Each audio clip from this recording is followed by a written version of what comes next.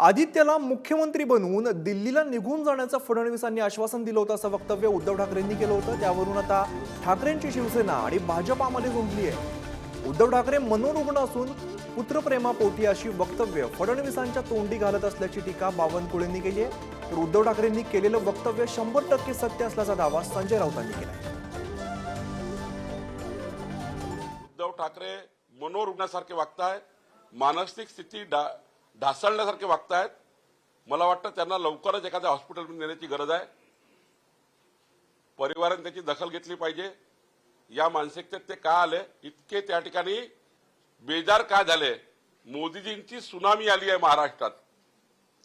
ही tsunami महाविकास आघाडीला वादळासारखी tsunami हे महाविकास आघाडीचे जेवढे झाडाचे पत्ते आहेत हे त्या ठिकाणी उडल्याशिवाय राहत नाही। प्रत्येक वेडा माणूस हेच सांगतो की मी वेडा नाही। प्रत्येक गुन्हेगार हेच सांगतो की मी गुन्हा केला नाही।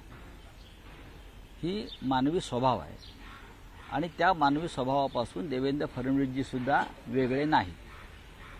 उद्धव ठाकरे यांनी जे सांगितलेलं आहे ते 16 आणि सत्य आहे, 100% सत्य आहे।